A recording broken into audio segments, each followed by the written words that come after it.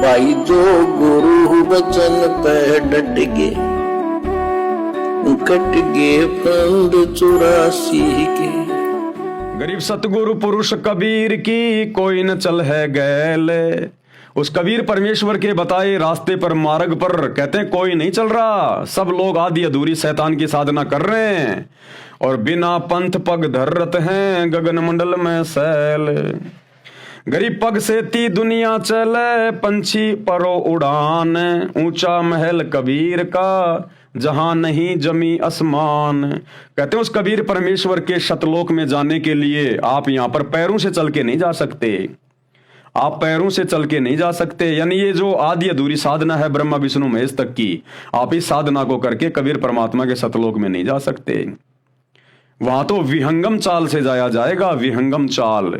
जिस प्रकार जो पक्षी होता है एक पेड़ से उड़कर दूसरे पेड़ पे बैठ जाता है और जाने का जो है कोई निशान भी नहीं बन पाता, इसी प्रकार उस परमात्मा के सतलोक में जाने के लिए आपको पंछी वाली गति अपनानी पड़ेगी, विहंगम मार्ग को अपनाना पड़ेगा। और वो साधना वो कबीर परमात्मा खुद ही आके देता है। पग से ती दुनिया चले पंछी परों उड़ान, ऊंचा महल कबीर का जहां नहीं जमी आसमान।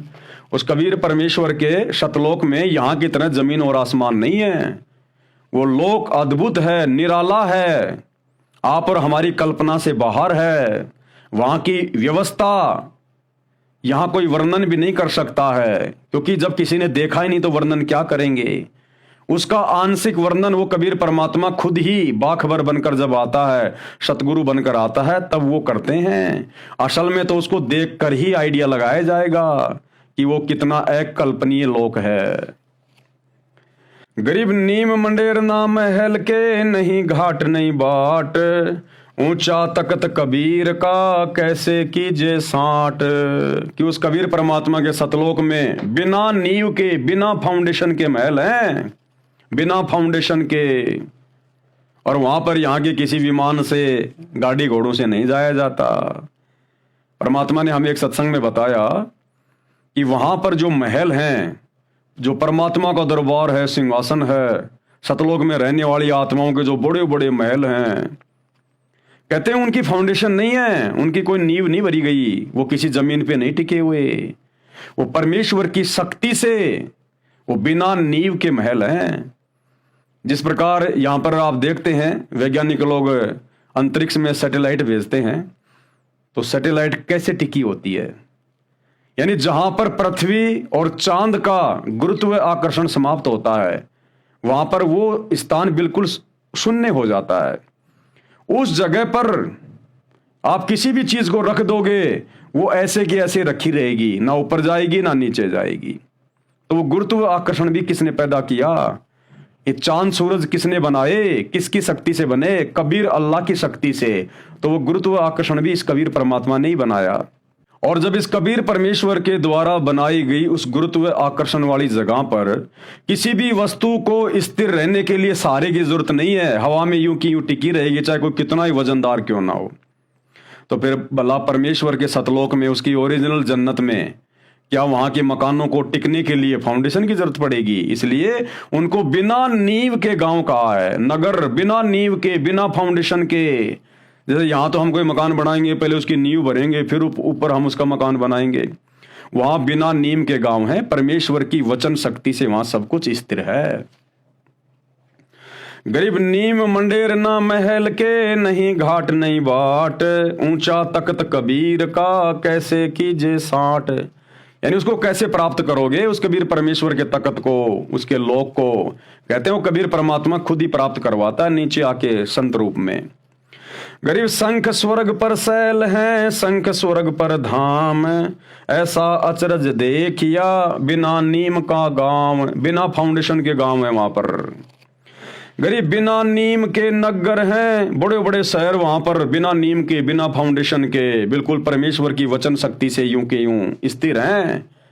जैसे सूरज है, चांद है, ये किस पे टिके हुए हैं? जबकि इनमें कितना वजन है। ये पृथ्वी, ये किस पे टिकी हुई है? तो ये परमेश्वर की वचन शक्ति से टिकी हुई है, स्थिर है ये, इनको किसी सहारे की जरूरत नहीं। इसी प्रकार उस कबीर परमेश्वर के सतलोक में उनकी वचन शक्ति से बड़े बड़े नगर, गांव, शहर, महल सब कुछ इसी प्रकार से टिके हुए हैं। गरीब बिना नीम के नगर में बसते पुरुष कबीर, शिव ब्रह्मादिक थकत हैं, कौन डरे जहां धीर। तुम्हारे ब्रह्मा विष्णु महेश भी थक गए, लेकिन वो भी वहां तक नहीं जा पाए, उनकी समाधि भी वहां तक नहीं जा पाई। क्यों? क्योंकि जो भक्ति ये कर रहे हैं 21 ब्रह्मांड में, चाहे हिंदू हो, मुसलमान हो, ब्रह्मा विष्णु महेश हो, देवी देवता हो, उस आदि अधूरी शैतान की भक्ति से सतलोक प्राप्त नहीं किया जा सकता। इसलिए ब्रह्मा विष्णु महेश भी थक गए, लेकिन उस परमेश्वर के लोक तक नहीं पहुंच पाए। गरीब लख लख योजन उड़त हैं, सुर नर मुनिजन संत। लाख लाख योजन तक ये सूर्य यानी देवता, नर यानी ये मुनिजन, साधु संत महात्मा ऋषि, कहते हैं ये समाधि लगा के लाख लाख योजन तक ऊपर चले जाते हैं, लेकिन परमेश्वर के सतलोक में फिर भी नहीं जा पाए, क्योंकि इनकी जो समाधि है वो केवल इसी स्तर की है, ये उससे आगे नहीं जा सकते। जिस प्रकार आप जी पैदल जा रहे हैं, ट्रेन में जा रहे हैं, बस में जा रहे हैं, आप समुद्र तक पहुंच गए, अब समुद्र से आगे भाई आपकी ट्रेन नहीं जाएगी, समुद्र को पार वो ट्रेन नहीं करेगी, वो बस नहीं करेगी, आप पैदल पार नहीं कर सकते। उस समुद्र को पार करने के लिए तो फिर हवाई जहाज चाहिए, विमान। तो उस कबीर परमेश्वर के सतलोक में जाने के लिए हमारे को कबीर परमेश्वर का शब्द स्वरूपी विमान चाहिए, उसकी सच्ची इबादत चाहिए, तब हम उसके विमान में बैठ के जा सकते हैं। अन्यथा जितने भी साधु संत महात्मा हैं ये एडी से चोटी का जोर लगा चुके हैं, त्रिकुटी से ऊपर इनकी समाधि नहीं जाती, वहां जाके फिर ये फैल हो जाते हैं। तो कहते हैं लख लख योजन उड़त हैं, एक एक लाख योजन तक इनकी समाधि चली जाती है, साधु संत महात्माओं की, देवताओं की।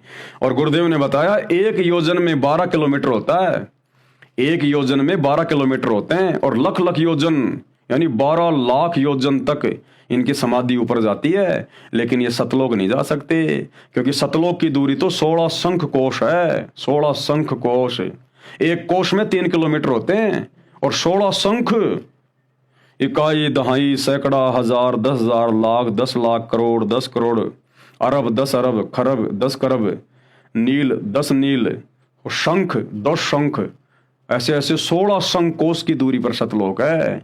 और ये तो खाली 1 लाख योजन तक ही जा पाते हैं, केवल 12 लाख किलोमीटर तक की। तो कहते हैं उस समर्थ अल्लाह कबीर के लोक में भाई ये काल तक की साधना करके ना हिंदू जा सकता, ना मुसलमान, ना देवी देवता, ना ब्रह्मा विष्णु महेश। वो कबीर परमात्मा जब खुद धरती पर आता है बाखबर बन के, सतगुरु बन के, उस समय यदि आप उनकी शरण ग्रहण करते हो, आजीवन मर्यादा में रह के भक्ति करते हो, तो वो कबीर परमात्मा तुम्हें अपने सतलोक में लेकर जा सकता है। गरीब लख लख योजन उड़त है, सुर नर मुनि जन संत।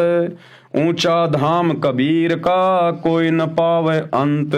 उसका अंत यानी उसके विषय में कोई भी नहीं जान पाया भाई, जब तक वो ना चाहे, जब तक उसकी सच्ची साधना ना मिले, तब तक कोई भी नहीं जा सकता वहां। जो गुरु वचन पे डट के, कट गए फंद 84 के, कट गए फंद 84 के, कट गए फंद 84 के।